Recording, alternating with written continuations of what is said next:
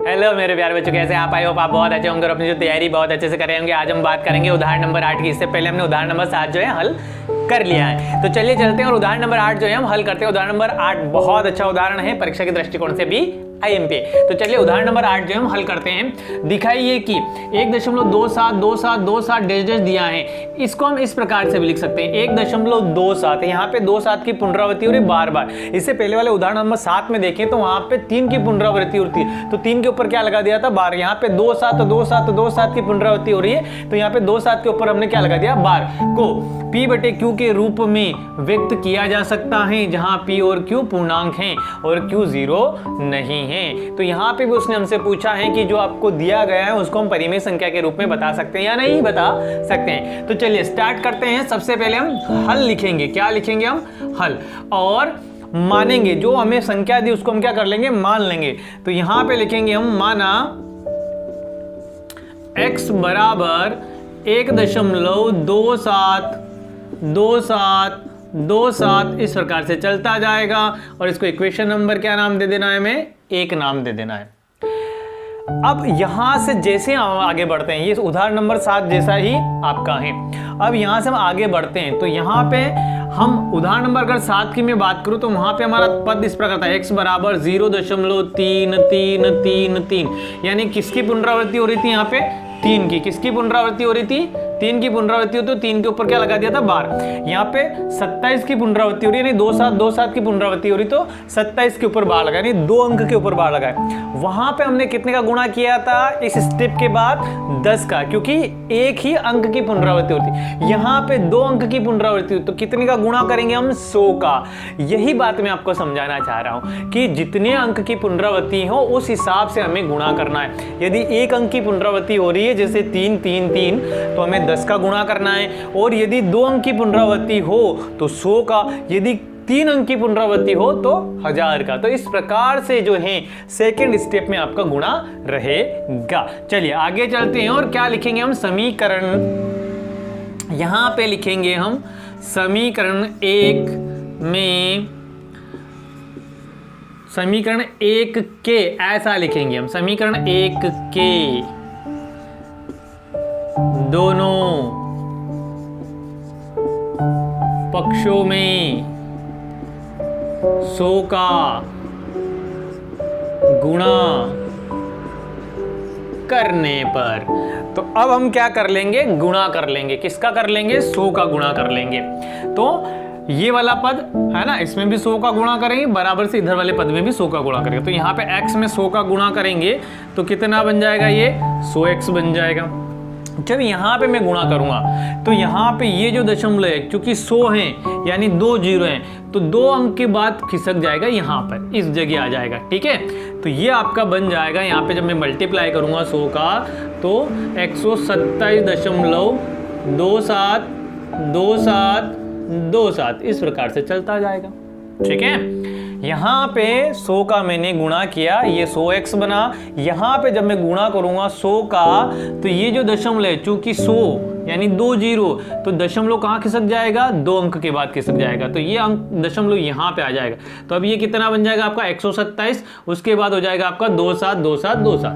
ठीक है, ये इस प्रकार से आपका हो जाएगा। आगे बढ़ेंगे यहाँ से तो 100x बराबर, अब यहां पे आपको क्या करना है? यहां से हम आगे बढ़ेंगे तो ये जो है इस पद को, ये वाले पद को इस प्रकार से तोड़ना है कि ये ऐसा बन जाए। कैसा बन जाए? ऐसा बन जाए, या फिर आप यहां पे देख लीजिए ऐसा बन जाए, ताकि हम उसको x के बराबर रख पाए। तो यहां पे हम देखें तो 127 है। कितने हैं? 127। इसमें से एक कम कर देता हूं, 126 + 1 कर देता हूं और ये ऐसा कैसा लिख देंगे हम। तो देखिए इस प्रकार से तोड़ देते हैं हम इसको। 126 + 1 कितना हो जाएगा? देखिए इसको तोड़ा मैंने, 126 + 1 यानी 127। इसके बाद वाला जो है पद आप ऐसा कैसा? 0.272727। ठीक है, अब यहां पे हम क्या देखें तो देखिए हमारा समीकरण 1 से हम देखें तो देखिए x का मान दिख रहा होगा आपको। ठीक है, x के बराबर 1.272727 दिख रहा ना आपको। तो यहां से हम आगे बढ़ेंगे तो ये हो जाएगा आपका 100x बराबर 126 प्लस इस पूरे पद की जगह क्या लिख सकते हैं हम, x लिख सकते हैं। और यहाँ पे लिखेंगे हम समीकरण 1 से। कहाँ से लिखा है हमने, समीकरण नंबर 1 से लिखा है। यहां तक आई होप आपको क्लियर हो पाया होगा। अब हम आगे बढ़ेंगे और x वाले पद को एक तरफ कर लेंगे। तो ये जो x है इसको बराबर से मैं इधर पक्षांतरित कर दूंगा, ठीक है। तो इससे पहले वाले उदाहरण में भी मैंने आपको बताया था कि जब हम पक्षांतर करते हैं तो चिन्ह क्या हो जाएंगे, बदल जाएगा। तो यहाँ पे प्लस है तो x इधर आने पर काय का बन जाएगा, माइनस का बन जाएगा, तो माइनस x हो जाएगा। इधर क्या बचा है आपका 126। यहाँ पे हम क्या कर लेंगे, अब घटा लेंगे, ठीक है। तो मैं इसको क्या करता हूँ, यहां तक आपको क्या कर लेना है, नोट कर लेना है, ठीक है। यहां तक इसको क्या कर लीजिएगा, नोट कर लीजिए, है ना। फिर मैं इसको रफ कर देता हूं। आप स्क्रीनशॉट ले सकते हैं या फिर इसको नोट कर सकते हैं। मैं रफ करके जो है आगे बढ़ रहा हूं। तो इधर वाला हिस्सा जो है थोड़ा सा मैं क्या करता हूं, रफ कर देता हूं आपका। चलिए यहां से आगे बढ़ते हैं, है ना। यहां से क्या करेंगे हम, आगे बढ़ेंगे। तो यहाँ पे क्या हमारा 100x है ना, उसमें से एक x क्या हो जाएगा, कम हो जाएगा। तो यहाँ पे कितना बचेगा हमारे पास, 99x। इधर अगर बात करूँ मैं तो कितना है सर, 126 है। कितना है, 126। मुझे मान किसका चाहिए, x का चाहिए। तो 99 इसके मल्टीपल में है, गुणे में है, कहाँ चल जाएगा, इसके बटे में चला जाएगा। तो ये जगह x बराबर 126 बटे 99, ठीक है। ये आ गया आपका यहाँ तक। अब यदि ये कट पा रहे हैं तो इसको हम काट लेते हैं, डिवाइड कर लेते हैं, ठीक है।